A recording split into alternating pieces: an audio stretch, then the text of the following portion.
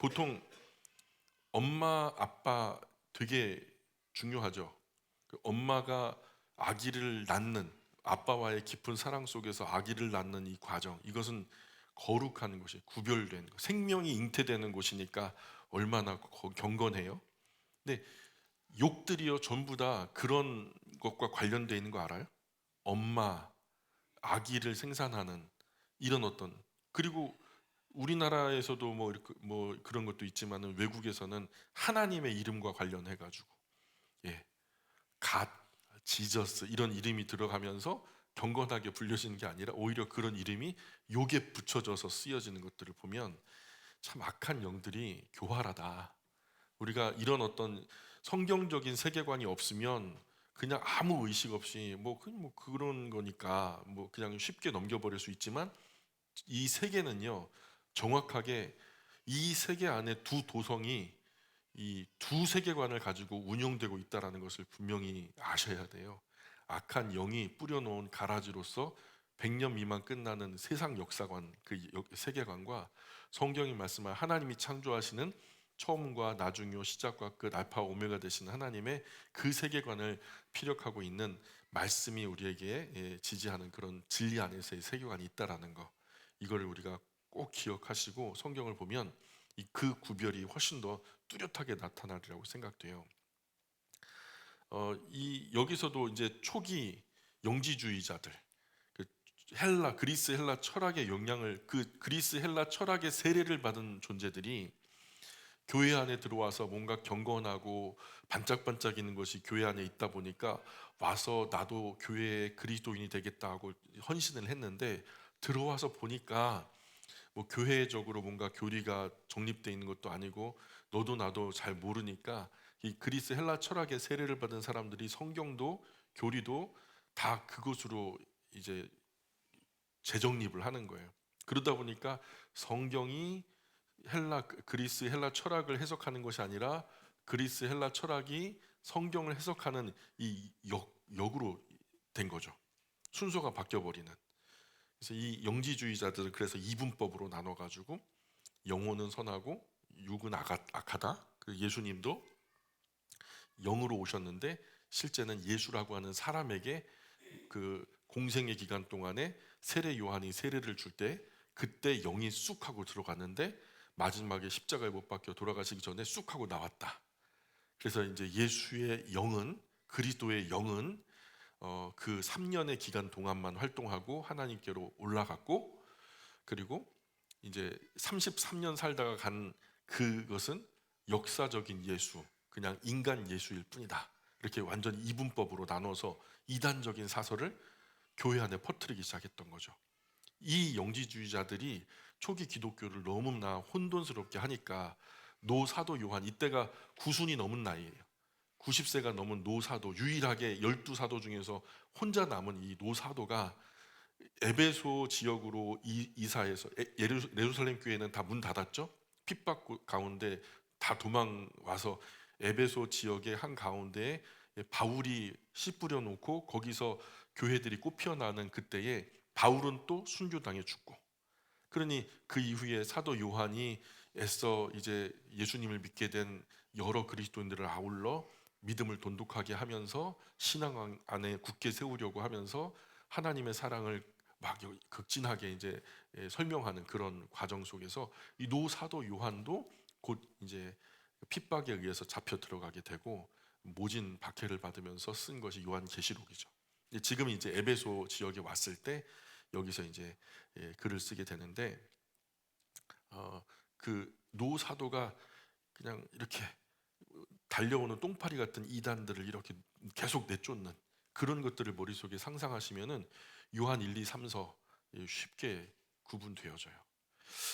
그래서 요한 2서와 요한 3서를 이해하기 위해서는 당시 역사적 배경을 이해하는 것이 그래서 중요하고요.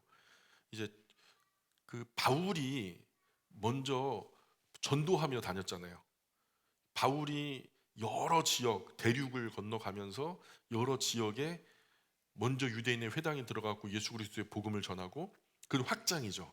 구약에서 아직까지 예수님 메시아가 오셨다는 것을 모르는 사람들에게 이 구약의 말씀이 신약으로 확장되어져 이 메시아가 우리 가운데 임하셨다 하는 이 예언이 완료된 그런 이야기들을 계속 확장하며 다니는 것이 바울의 사역이었어요. 그 과정에서 예수님을 나의 구주와 주님으로 영접하게 되는 일이 있었고, 그 예수님을 영접한 사람들이 바로 그리스도인들이 된 거죠. 근데 바울이 그런 일을 하다 보니까 바울 따라 나도 하면서 자기의 남은 생애를 바울처럼 전도자로서 살아가기로 헌신하는 사람들이 많아졌어요. 그러다 보니까 이런 전도자들이요, 바울 따라서 그렇게 열심히 전도를 하고 다니는데, 이 전도자들이 뭐 그 지역에다가 자기의 거점을 두고서 활동하는 건 아니니까요. 그냥 늘 가면은 여관 같은데 머무르고, 아니면은 노지에서 그냥 길 위에서 그냥 이슬이나 피하고 그냥 동물 가죽이나 덮어가지고 그냥 노상에서 이렇게 숙박을 하게 되는 경우도 있었고, 그래서 딱 보면은 당시 전도자들은 거지와 거의 진배 없는 거죠. 사람들이 그렇게 예쁘게 보질 않는. 그래서 학자 램지라고 하는 사람이 쓴 글을 보면 당시 여관이요 엄청 더러웠대요. 엄청 더러웠고 이와 벼루기가 막 득실득실 거리는 곳이었대. 게다가 여관 주인들은요 그런 나그네 여행자들을 등쳐먹기 위해서 아주 탐욕스럽게 바가지를 씌우는 일들이 다반사였다는 거예요. 그래서 사람들에게 존경받지 못하는 직업 1, 2, 3 중에서 여관 주인이 그렇게 못된 짓을 많이 했기 때문에 항상 그 손가락 안에 꼽혔다는 거예요. 한마디로 이 여관은 오늘과는 좀 다르게 전도자들이 여행하면서 머물 만한 곳은 전혀 아니었다는 거예요. 그렇기 때문에 바울도 사도행전, 로마서, 빌립보 이런 데서 보면은 여관에서 잤다는 말은 거의 없고, 루디아에게 갔다가 빌립보에서는 루디아, 데살로니가에서는 야손의 집에, 고린도에서는 가이오의 집에, 가이사랴에서는 빌립에게, 예루살렘에서는 나손에게 신세를 졌다는 이야기가 나와요. 그래서 그렇게 전도자로서 먼저 믿음을 가진 사람들이 배려해 줄 때 그 가정에 들어가서 그 지역에 머무는 동안에 함께 숙박하며 먹을 것도 해결하고 쉴 곳도 얻는 그런 일들이 있었던 거죠. 요한 2서는 이런 배경을 머릿속에 두고 이해를 하셔야 돼요. 그리스도인들에게 순회 전도자들을 영접해야 하는 일은 그 자체로 위험할 수 있어요. 어떻게 우리가 신학대학원 졸업장을 들고 다니는 거 아니잖아요.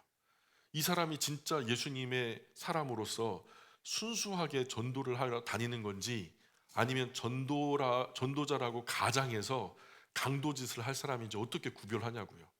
그죠? 당장에 오늘 저녁에 우리 집에 선교사님이 들어온다고 해봐요. 근데 나는 선교사요 하고 들어왔는데 이 사람이 진짜 선교사인지, 선교사를 가장하고 다른 엉뚱한 목적을 가지고 우리를 해코지할 사람인지 우리가 모르잖아요. 참 이게 무섭죠. 그 요한 2서, 요한 3선 이런 잠재된 문제들과 연결되어 있어요. 그래서 순회 전도자 중에 어떤 사람은 환영하고 어떤 사람은 강단에 세워야 하고, 또 어떤 전도자는 절대로 그 강단에 세우지도 환영하지도 말아야 되는지, 이것들을 이제 다루고 있는 거예요. 그래서 요한 2서 같은 경우에는 이단적 순회 전도자를 분별하는 것에 초점이 맞춰져요. 이게 영지주의의 철학의 세례를 받은 전도자들이 나는 기독교의 복음을 전한다라고 하면서 철학적 복음을 전하는지, 그러니까 영지주의 2단을 전하는 사람들인지 3단을 전하는 사람인지, 진짜 예수 그리스도의 복음을 전하는 사람인지, 이거를 분별하는 것에 요한 2서의 목적이 있는 거예요. 그래서 진짜 전도자, 가짜 전도자 어떻게 분별해요? 요한 2서를 잘 읽어보면 이해할 수 있어요. 요한 3서는 뭐냐면 그렇게 분별된 순회 전도자를 어떻게 영접하고 어떻게 환영하는지, 그것이 얼마나 중요한 일인지를 강조하는 거예요. 분별된 전도자를 환영하고 또 잘 섬기는 중요성에 대해 초점을 맞추고 있다는 거예요. 다시 한번 여쭤볼까요? 요한 2서는 어떤 내용이라고요? 진짜 전도자, 가짜 전도자를 구별하는 얘기. 요한 3서는 그렇게 분별된 전도자를 어떻게 환영하고 대접해야 되는 그런 이야기에 초점이 맞춰져 있다는 거죠. 그래서 요한 2서는요, 신약 성경 중에서 여러분 기뻐하세요? 즐거워하세요? 분량이 제일 짧은 책이에요. 요한 2서는 너무너무 짧아요. 그래서 파피루스 아마 한 장에 다 썼겠죠? 이제 그 첫 번째 부분에 보면은 장로인 나는이라고 소개하면서 저자가 지금 이 편지를 받는 수신자들을 아주 잘 알고 있고 존경하는 사람이라는 것을, 그 존경받는 위치에 있는 사람이라는 것을 금방 알 수 있어요. 장로라는 칭호는요, 연장자로서 권위와 또 사도적 권위를 나타내기는 것을 표현하는 것이기 때문에 전통적으로 요한 1, 2, 3서 저자 모두 다 사도 요한이라는 것에는 이견이 없어요. 그래서 당시 순례 전도자들이 전하는 이 메시지의 진위를 검증하는 것이 중요한 시절에 그 부녀 또 그의 자녀들, 보죠? 1장 1절 한번 읽어볼까요? 1장 1절 시작. 장로인 나는 택하심을 받은 부녀와 그의 자녀들에게 편지하노니 내가 참으로 사랑하는 자요 나뿐 아니라 진리를 아는 모든 자도 그리하는 것은. 초기 기독교는요 철저하게 가정교회였어요. 가정교회로서 아버지가 아버지가 목회자가 되고 바울처럼 어머니가 이제 장로님이 되는 거죠. 그래서 목회가 말 그대로 목회의 대상인 성도들은 누구냐? 자녀들이었단 말이에요. 아버지가 목사님, 어머니가 장로님으로 성도들은 누구? 자녀들이 되는데, 이렇게 예배를 드리다 보니까 함께 인접하게 살아가는 이웃 중에서 경건한 그리스도인들을 만나게 됐을 때 우리가 연합해서 같이 예배를 드리면 어떨까요? 우리 어머니 아버지들 사회생활 하다가 마음 잘 맞는 가족들 만나면 우리 부부 동반으로 점심 함께 할까요? 저녁 함께 할까요? 그러죠. 그렇죠. 그러다가 그냥 어느 날은 여행도 같이 가죠. 그죠? 해외 여행도 같이 가고 마음 잘 맞는 분들하고 그럼 절친이 되고 막 그렇게 하잖아요. 그런 것처럼 신앙 안에 만난 사람들이 그럼 우리 예배를 연합해서 같이 드려볼까요? 그러면서 이제 어느 가정을 중심으로 연합된 가정 교회가 세워지는 거예요. 무슨 의미인지 아시죠? 초기 기독교는 다 그랬어요. 빠짐없이 그랬어요. 근데 이 가정들이 점점 커져서 그 지역에서도 유명한 어떤 연합 공동체가 되었을 때는 에베소 교회다, 큰 모임이라는 거예요. 에베소 교회다, 큰 무리, 세상으로부터 구별되어서 그 뭉쳐진 성도, 거룩한 무리, 에클레시아스테스, 이것은 사람의 무리, 공동체를 말하는데, 이 사람의 공동체가 에베소 지역에 한 모임이 있더라. 그게 에베소 교회예요. 버가모 지역에 그런 한 모둠이 있더라. 그게 버가모 교회인 거예요. 그 사람들이 선한 의지 가지고 우리 이럴 게 아니라 우리 세대만 뭐 신앙생활하다 끝날 거 아니잖아. 그러니까 우리가 이 예배를 목적으로 모이는 공간을 한번 만들어 볼까? 아, 그럽시다. 그때는 뭐 이렇게 건축업이 대단한 게 아니었기 때문에 아버지들 어머니들이 으쌰으쌰 해가지고 돌 주워 모아서 담장 쌓고 지붕 올려서 이제 예배당을 만드는 거죠. 그렇게 개척이 이루어진 거죠. 근데 현대 교회는 처음부터 이렇게 교회가 이루어진 줄로 착각하는, 전혀 그러지 않아요. 정말 자연스러운 거 가정 교회예요. 우리 사실 그런 의미로 보자면 영광 교회도요. 우리 김호선 그 집사님 가정 교회와 우리 뭐 서한필 집사님 가정교회, 최인식 집사님 가정교회, 최홍렬 집사님 가정교회, 윤주천 집사님 가정교회, 이런 그 가정교회들의 모임이라고 볼 수 있는 거예요. 무슨 의미인지 아시죠? 예, 그런 가정교회들의 모임이 우리 영광교회인 거죠. 그런데 이 교회들을 향해서 마지막 날에 예수님이 칭찬도 하고 책망도 하잖아요. 근데 재밌는 건 칭찬과 책망 모두 다 한 가지의 중요한 그 원칙을 가지고 있어요. 이 교회가, 이 가정 교회가 거룩하게 구별된 기점으로 거룩함을 유지하지 못했다 그러면 여지없이 예수님께서 야 이놈아 하면서 야단을 치시고요. 거룩함을 유지했다 그러면 아이고 착하다, 잘했다 이렇게 얘기해요. 네가 네 믿음 참 적은 능력 가지고도 그냥 이렇게 충성했구나 하면서 예수님 칭찬하시거든요. 그 기점이 뭐냐면 거룩함을 구별됨을 유지하는 거, 이 안에 더러운 것들을 들여놓지 않게 하는 거. 이게 영지주의 초기 이단의 얘기도 될 수 있고요. 아니면은 전혀 엉뚱한 유대 교회 사상들을 가지고 와서 율법주의, 율법을 지켜야 구원받는다는 이런 것들일 수 있고요. 다른 어떤 아주 거짓된 것들, 이 본문에서도 나와요. 그런 구별됨에 대한 이야기들이 펼쳐지고 있단 말이죠. 그래서 여기서도 지금 그 가짜와 진짜 전도자를 가리는 두 가지 방법을 안내하는데, 요한 1서에서 가리키는 진짜 전도자와 가짜 전도자를 구별하는 두 가지 방법. 첫 번째는 요한 1서에서 얘기했던 것처럼 그들의 메시지에서 그리스도론을 검증해 보라는 거예요. 이거 그리스도론을 검증하면은 뭐가 분별이 되냐? 영지주의자들은 다 걸러져요.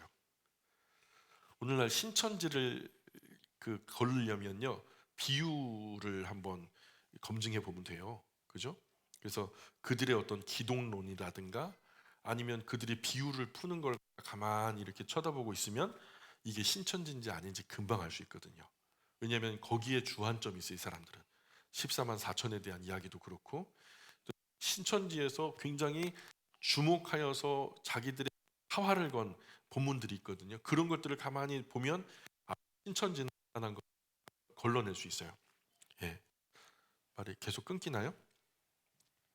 그래서 영지주의 이단은요, 기독론, 그리스도론만 확실하게 완전한 예수님, 완전한 사람, 완전한 하나님으로서의 그리스도를 받아들이고 있느냐, 이거를 물어보는 거예요. 그러면 영지주의자들은 뭐라고 얘기하냐면, 인간 예수, 마이크, 인간 요거 이게 배터리가 어느 거 하나가 없는 것 같아. 내가 볼 때는 그런 것 같아. 배터리가.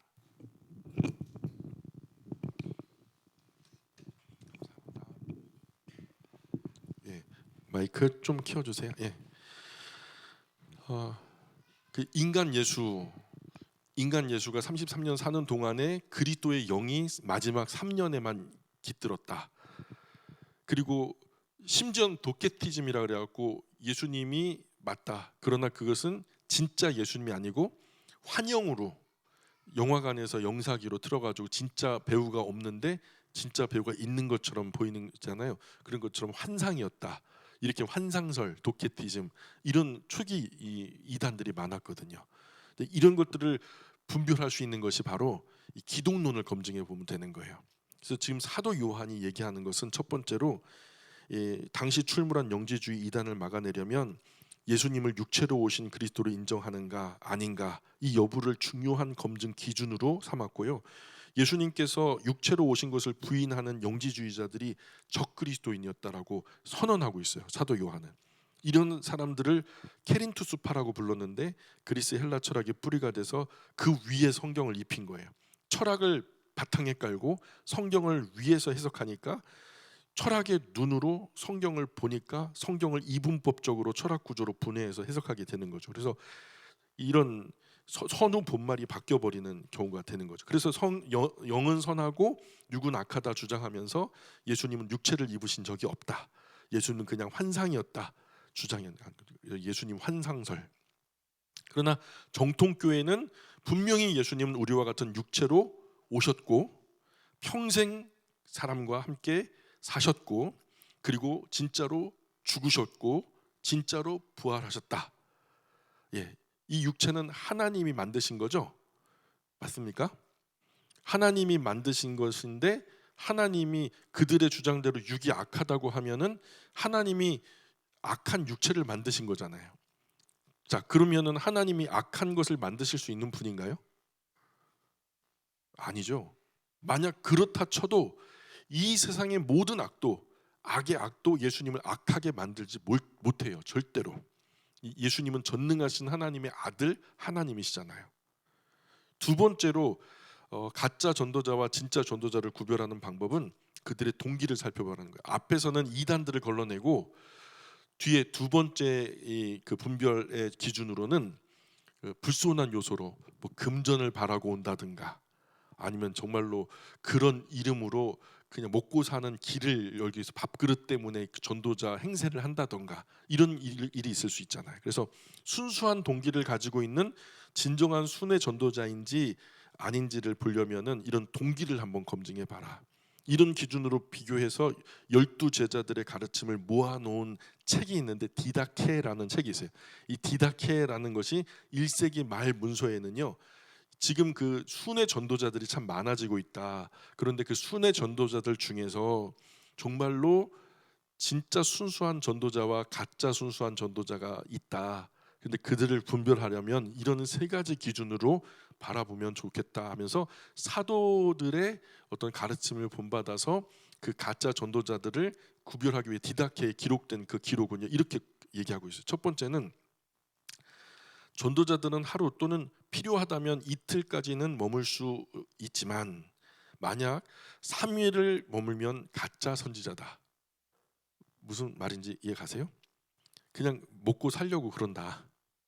두 번째는 만약 다른 곳으로 떠날 때 여행에 필요한 만큼 먹을 것을 받을 수는 있지만 그 외에 금전을 따로 요구한다면 그건 가짜다.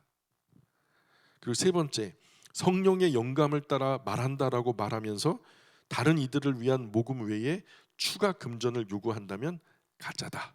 이렇게 분별하도록 그 디다케에 기록이 돼 있어요. 그래서 진짜 전도자들은 다른 그리스도인 가정에 머물고 도움 받을 자격이 있어요, 없어요? 진짜 전도자들이라면 다른 그리스도인의 가정에 머물면서 먹을 것도 잘 것도 쉴 것도 좀 해결하는 게 그럴 자격이 있어요, 없어요? 있죠, 있죠. 그러나 일반 그리스도인은 3일 이상을 거저 대접받을 수 없다라고 가르쳐요. 만약에 장시간 머물려고 한다면 스스로 벌어 먹어라 이렇게 말해야 된대요. 3일 이상 머무실 거면은 스스로 벌어서 잡수세요 이렇게 얘기해야 된대요. 만약에 이를 거절한다면 그리스도 팔아먹고 사는 사람이라고 기록하고 있어요. 그리스도 팔아먹고 사는 사람. 요한 2서는요 교회를 향해서 핍박과 유혹 속에도 이단 유혹에도 넘어가지 말고 진리 안에 굳건하게 하자, 그렇게 굳건하게 서자 권면해요. 사람의 지식 때문에 정도에서 지나쳐서 그리스도의 교훈을 벗어나지 말자, 이 영지주의 이단을 머릿속에 두고서 그것을 첫 번째로 하고, 두 번째로 그런 기독교의 복음을 이용해 먹는 가짜 전도자들을 구별해내기 위해서 또 우리가 조심하자라는 얘기와 더불어서 그러나 우리 나름의 신앙은, 우리의 믿음은 그 계명 안에서 철저하게 지키며 살아가자, 계명 안에 거하자. 그래서 중요한 요한 2서의 주제는요 그 말씀 안에 거하자, 그 계명 안에 거하자라는 거예요. 이게 진짜 이제 편지죠. 그래서 사도 요한은 먹과 붓으로 쓰기를 원치 않고 내가 곧 찾아가겠다, 방문하겠다는 거예요. 직접 가서 내가 얼굴 보고 얘기할게, 격려하는 거죠. 사도 요한의 나이가 100살 가까이 되어서 이 초대교회의 순수한 아름다운 이 교회가 태동하는 이 시절에 똥파리가 날아드는 것처럼 이단이 끊임없이 교회에 달려드는데 그것을 계속 내쫓으면서 교회를 지키는 그 거룩한 노사도의 모습을 이 편지를 통해서 우리가 그려볼 수 있겠죠. 요한 3서는요, 자 가이오라는 사람에게 집중해 보셔야 돼요. 요한 3서 1장 1절 같이 읽어볼게요. 시작. 장로인 나는 사랑하는 가이오 곧 내가 참으로 사랑하는 자에게 편지하노라. 자 가이오, 요한 2서와 동일하게 장로인 나는 이렇게 보낸 일을 밝히고 있죠. 요한 2서와 3서를 비교해 보면 메시지의 초점에 차이가 있어요. 아까 말씀드린 대로 3서는 2서와 비슷하지만 그 손님, 순회 전도자를 대접하는 것과 관련해서 진리와 사랑이라는 이슈를 다뤄요. 그래서 2서는 잘못된 가르침을 주는 가짜 전도자들을 집에 들이지 말아라, 그들을 잘 분별해서 쫓아낼 사람들은 쫓아내고 받아들이고 환영할 사람은 받아들여라 이렇게 경고하는 반면에 3서는요 그렇게 분별되어진 순회 전도자들, 그래서 진실로 참 그 순회 전도자라고 여겨질 때 손님 대접하기를 거부하면서 다른 사람의 대접마저 방해하는 것과 그 일에 앞장서고 있는 그런 일에 다른 사람들도 야 우리 지역에 가짜 전도자 왔단다, 막 사람들에게 다 퍼뜨리는 거예요. 그러니 진짜 전도자인데도 그 지역에 머물지 못하고 쉴 곳이, 먹을 것이 없어서 다른 지역으로 옮겨가게 되어지는 이런 안타까운 일들이 벌어졌단 말이에요. 근데 이런 일에 우리는 받지도 말자, 우리 안에 이미 충분하니까 그런 순회 전도자 받지도 말자 하면서 다른 사람이 대접하려고 해도 그 대접을 방해하고 또 그런 나쁜 일에 앞장서면서 자기가 막 이 어떤 그 지역의 그리스도인의 대장격 되는 식으로 막 못되게 구는 디오드레베, 따라해 보실까요? 기억하셔야 돼요. 디오드레베. 디오드레베. 예, 디오드레베가 좀 어감이 예뻐 보여요, 더러워 보여요? 좋은 사람 같아요, 나쁜 사람 같아요? 예, 별로 좋은 사람 아니에요. 예. 이런 면에서 요한 2서와 3서는 손님 대접하는 이 주제를 상호 보완하고 있는 게, 3서에서는 가이오의 가정교회는 손님을 대접하는 역할을 잘 수행하고 있었지만 디오드레베라는 분리주의자에 의해서 도전과 반대를 직면하고 있는 거예요. 절대로 받아들이지 마. 어떻게 알아 그거? 한길 사람 속 모르는 거야. 절대로 받아들이지 마. 다른 사람 다 경계를 하는데 지나치게 경계해 버리는 거예요. 이단을 경계해야 된다는 구실을 내세우면서 자신의 권위와 자신의 어떤 성을 쌓고 있었으면서 선한 전도자들을 맞이하며 대접하는 것까지도 자기도 안 할 뿐만 아니라 다른 사람들도 못하게 했던. 그러나 디오드레베가 이단 같지는 않아요. 이단이었다면 요한이 당연히 그를 이단으로 명시했을 거예요. 근데 그런 증거는 찾아볼 수가 없어요. 디오드레베의 교만과 망령되이 평론하는 것, 그 행동이 악하다고 지적하는 것뿐이죠. 그렇게 그런 거죠. 벼룩이 잡겠다고 초가삼간 태울까, 그죠? 구더기 무서워서 장 못 닦을까, 이런 얘기죠. 디오드레베가 아무것도 안 된다 그러는데 더 소중한 것들을 못하게 하니까. 그래서 요한 3서가 우리에게 말씀하는 것은 진리 안에서 행하자는 거예요. 당시 이 나그네 순회 전도자들 중에 거짓 순례 전도자도 물론 있었지만 참된 순회 전도자들도 있었단 말이에요. 요한 2서에서 구별된 거짓 순례 전도자는 분별해서 내쫓더라도 선한 순례 전도자에게는 우리가 좀 잘 대접해야 되지 않겠냐?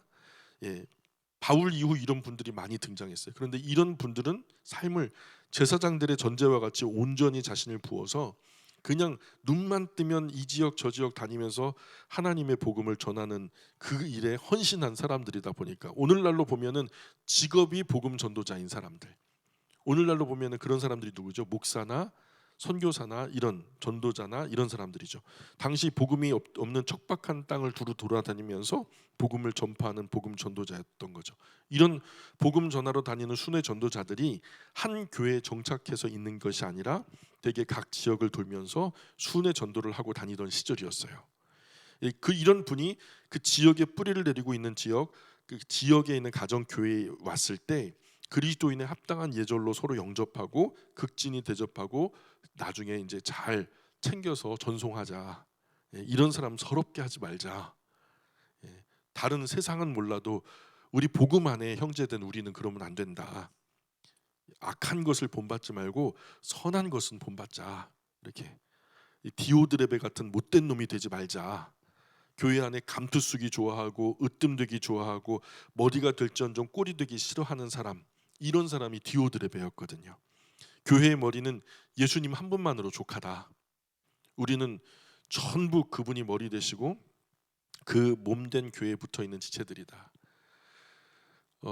양 목자 개 양이라고 하는 책이 나왔어요. 제가 그걸 읽어봤는데 저는 제가 목자라고 생각하면서 책을 펼치고 읽었거든. 지금 이제 기독교 안에서 이제 베스트셀러인데 그 책을 읽다 보니까 한참 읽는데요. 제가 구조적으로 굉장히 잘못 읽은 거예요. 뭐냐? 제가 목자인 줄 알고 읽는데 알고 보니까 제가 개더라고요. 그 책에서 말하는 것은 목사는 개다. 양떼들을 돌보는 개일 뿐 진짜 목자는 한 분 예수님이다. 그런 얘기를 하더라고요. 제가 뜨끔했죠.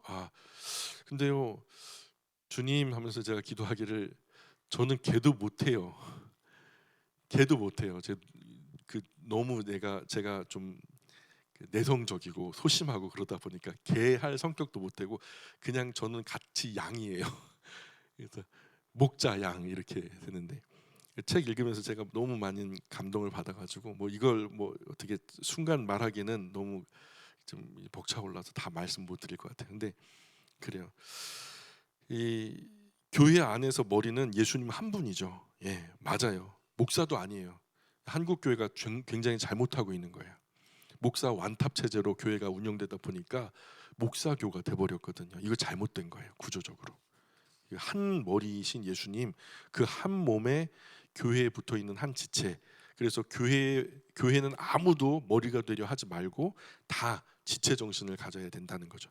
목사님, 선교사님, 전도사님, 모든 뭐 직분자들, 뭐 평신도 어린 아이까지 할 것 없이 그저 삶을 통째로 복음 사역을 위해 헌신하는, 진리를 위해서 수고하는 전도자들을 위해서 함께 수고하고 그 일에 물심양면으로 동참하자, 뭐 이런 이야기가 요한 3서의 이야기에서, 역시 방문 계획이 있다는 말씀과 함께 요한 3서에는 이런 내용이 담겨져 있죠. 유다서 이야기 한번 볼까요? 유다사라고 제가 잘못했네요. 유다서입니다. 예. 유다서 저자는 예수 그리스도의 종이요 야고보의 형제인 유다, 이렇게 밝히고 있죠. 네, 처음에는 예수님 믿지 않다가 나중에 예수님의 형제 야고보예요. 여기 사도 야고보가 아니고 예수님의 형제 야고보. 야고보는요 예수님보다 더 경건했다 그래요. 근데 예수님이 막 너무 율법도 좀 쉽게 무시해버리고 뭐 자기 마음대로 율법 외에 그냥 막 율법 위에 사는 사람처럼 막 마음대로 막 행동하니까 야고보가 예수님한테 막 자주 충고를 했대요. 예수님, 예수 형님, 그렇게 그냥 막 불손하게 그렇게 자유롭게 살면 됩니까? 율법으로 살아가야지 말이야. 그래서 막 그렇게 야단을 쳤다는 거예요. 동생인 야고보가 예수님을요. 근데 예수님이 이제 나중에 십자가 사건 이후에 부활 승천하신 이후에 야고보가 이제 알게 된 거예요. 아, 진짜 하나님의 아들, 하나님이신 예수님이셨구나. 나의 어떤 육체의 형제로서 오신 그 형님이 아니라 진짜 온 인류를 구원하기 위한 그리스도 메시아로 오신 구세주셨구나라는 것을 뒤늦게 깨닫게 된 거예요. 그 형님 예수님의 사역을 통해서. 그리고서 이제 이 예루살렘 교회의 최종 마지막까지 목숨을 걸고 교회를 지키려고 했던 사람이 바로 야고보였어요. 야고보, 예수님의 형제 야고보. 1장 1절에 보니까 같이 읽어볼까요? 시작. 예수 그리스도의 종이요 야고보의 형제인 유다는 부르심을 받은 자 곧 하나님 아버지 안에서 사랑을 얻고 예수 그리스도를 위하여 지키심을 받은 자들에게 편지하노니. 그래서 수신자는 구체적으로 나와 있지 않지만 팔레스타인에 있는 유대 그리스도인들이라고 생각해요.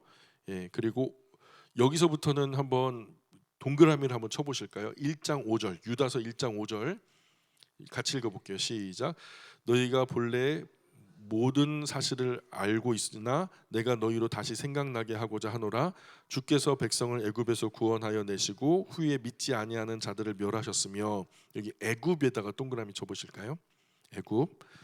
1장 7절로 건너가 보죠. 1장 7절 시작. 소돔과 고모라와 그 이웃 도시들도 그들과 같은 행동으로 음란하며 다른 육체를 따라가다가 영원한 불의 형벌을 받음으로 거울이 되었느니라. 여기서 소돔과 고모라에다 한번 동그라미 쳐보세요. 그리고 9절도 보세요. 9절 시작. 천사장 미카엘이 모세의 시체에 관하여 마귀와 다투어 변론할 때에 감히 비방하는 판결을 내리지 못하고 다만 말하되 주께서 너를 꾸짖으시기를 원하노라 하였거늘. 여기 천사장 미가엘하고 모세 여기다가 한번 동그라미를 쳐보실까요? 1장 11절에도 보시죠. 1장 11절 시작. 화 있을진저 이 사람들이여 가인의 길에 행하였으며 삭슬 위하여 발람의 어그러진 길로 올려갔으며 고라의 폐역을 따라 멸망을 받았도다. 자, 여기 가인에다 동그라미 쳐보시고요, 발람에다가 동그라미 쳐보시고요, 고라에다가 동그라미 쳐보세요. 그리고 14절 또 읽어볼게요. 시작. 아담의 7대손 에녹이 이 사람들에 대하여도 예언하여 이르되 보라 주께서 그 수많은 거룩한 자와 함께 임하셨나니. 여기 아담의 7대손 에녹이다, 여기다가도 한번 동그라미 쳐보세요. 자, 잘 생각해 보세요. 애굽 즉 이집트죠. 이집트, 소돔 고모라, 천사장 미카엘, 모세, 가인, 발람, 고라, 아담의 7대손 에녹 등등 유다서 안에 구약의 내용이 아주 풍성하게 등장하는 거예요. 자, 그런데 이런 구약의 그 등장 인물들, 구약에 나오는 내용을 다루고 있다라는 것은 이 편지를 받는 사람들이 구약의 지식이 있다는 얘기일까요? 없다는 얘기일까요? 기본적으로 구약의 지식을 가지고 있다는 얘기겠죠.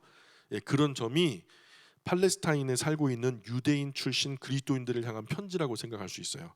야고보가 이제 유다가 그 이제 끝까지 초대 교회인 예루살렘 교회를 지키는 입장이 있었다고 한다면 아마 예루살렘 교회가 무너지는 것을 자기 눈으로 목격했을 거예요.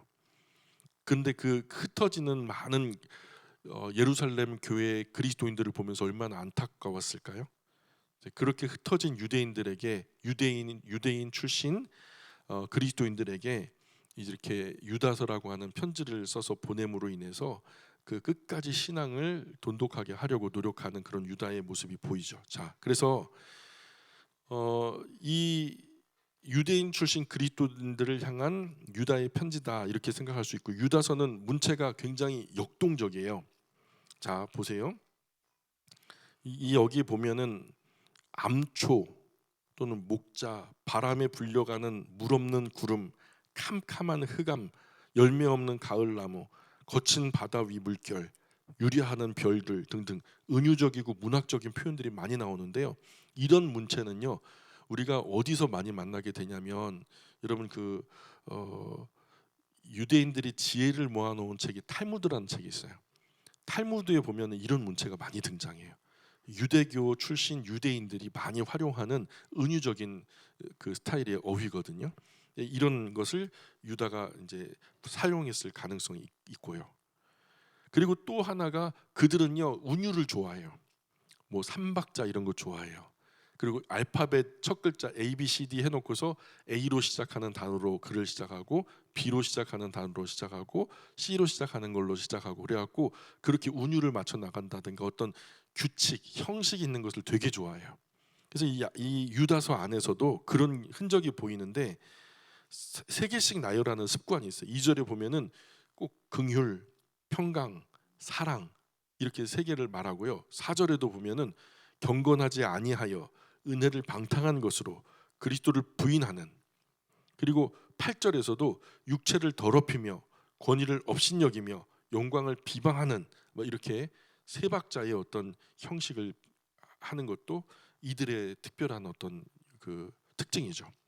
또 유다서는 비정경적인 유다 문학 속의 에녹 일서와 현존하진 않지만은 모세의 승천이라고 하는 이 교부 초대교회 교부를 통해 알려진 책도 인용해요.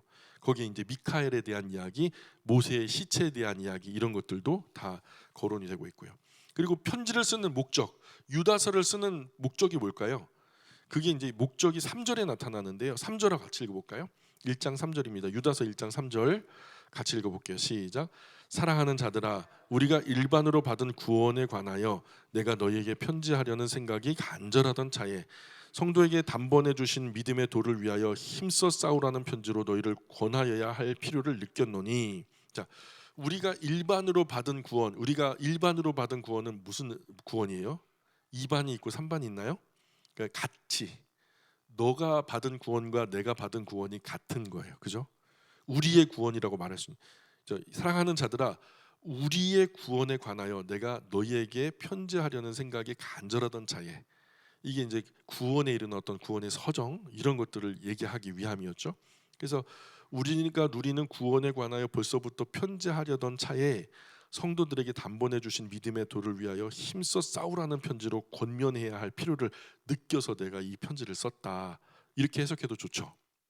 그래서 짧은 서신이지만 이 유다는요, 이단들을 어떻게 대해야 하는지를 잘 알려주고요, 이단을 향해서 경고 또 강한 정죄의 메시지를 전하기 위해서 유다서를 기록했다. 분명히 악한 세력이 있다. 거룩한 공동체를 헐려고 하는 불손한 세력들이 분명히 있으니까 확실하게 인지해라. 요한 1서의 배경과 비슷하게 이단의 가르침을 유다서에서도 발견할 수 있는데, 유다서 또한 초기 영지주의 요소를 지닌 이단으로 다루고 있어요. 영지주의는 한마디로 신플라톤주의 기본 철학으로 해서 그 위에 잡다한 사상들을 마구 뒤섞어 놓은 이 그리스 헬라 철학이 기본이 되어지는 이단인데, 따라서 형태나 양식에 있어서 아주 다양한 부류가 특징이에요. 그래서 플라톤은 물론이고 아리스토텔레스, 스토아, 동방 종교, 피타고라스, 헬라 종교 등등 요한 1서와 달리 유다서에 나타나는 영지주의적 이단은요, 그런 여러 부류의 영지주의자들 중에서도 이 많이 발전된 이후의 시점이에요. 초기 영지주의가 아니라 중기나 후기에 발견되는 영지주의적인 색깔이 있는데, 그들의 색깔이 뭐냐면 도덕적 무용론을 주장해요. 육체는 악하다, 영은 선하다. 그러니 육으로 하는 모든 것은 아무 의미 없다. 그러니 육으로 즐기는 모든 것도 아무 죄가 아니다. 그래가지고 방탕영지주의라고 불러요. 별명이 방탕영지주의. 그러니까 육체는 그냥 막 마음대로 써도 된다. 뭐 이런 식으로. 육체는 악한 것이며 어떻게 사용하든 구원과 관계가 없기 때문에 방탕하고 부도덕하게 사는 것 역시 문제가 되지 않는다. 이미 버린 몸이니까. 그래서 이런 주장으로 그리스도인들을 성적으로 타락하게 하고 미혹하게 했던 사상이 바로 방탕영지주의였어요. 유다는 바로 그런 사람들에게서 너희가 돌아서라. 이런 잘못된 가르침을 염두에 두고 유다서를 읽으면요, 유다가 지금 얘기하려고 하는 이야기를 잘 들을 수 있죠. 유다서는 25개 구절 중에서 최소한 15개 구절이요, 베드로 후서 2장하고 똑같아요. 토시 하나 안 틀리고 똑같아요. 근데 이게 무슨 어떤 다른 공동 어떤 자료를 갖다가 참고해서 이 글을 썼다, 그게 아니다, 뭐 다른 여러 얘기가 있지만은 그거는 뭐 우리가 싸운다고 해서 그걸 알 수 있는 건 아니고요. 둘 다 유사하거나 동일한 용어를 사용해서 거짓 교사들의 주장을 논박하는 것을 보니까 같은 이단을 대하는 같은 이단을 대상으로 염두에 두고 쓰고 있음을 우리가 알 수 있다. 그 정도로만 정리하고, 그 저작이 어디서 빌어왔다, 어디서 뭐 차용해 왔다, 이건 중요하지 않잖아요, 그죠? 내용이 중요하죠. 그래서 그 같은 지금 베드로 후서 2장에 나타난 그 이단과 지금 유다서에 나타난 이 이단이 동일한 이단을 두고서 경계하기 위해 쓰여진 거다라고 이해하시면은 뭐 어렵지 않게 이해될 수 있을 거예요. 유다서도 어렵지 않습니다. 그냥 쉽게 읽히는 책이에요. 오늘날로 말하면은 신천주 조심해라, 걔네들은 이런 특징이 있다, 뭐 이렇게 얘기하는 거랑 비슷한 거죠. 구원파 얘기도. 그래서 그런 의미로 보자면은 이때 당시 이단에 대해서도 교회가 굉장히 신경을 쓰고 있음을, 교회의 거룩성을 지키기 위해서 이단은 경계해야 된다는 거죠. 그래서 우리 총회에서도 한 달에 한 번은 이단 경계를 위한 메시지를 전해라, 이렇게 얘기를 해요. 그래서 우리 교회도 그렇게 해야 하는데 그렇게 좀 하지 못했죠. 여기까지 할까요? 예, 예. 요한계시록은 다음에 들어갈게요. 자, 기도하겠습니다.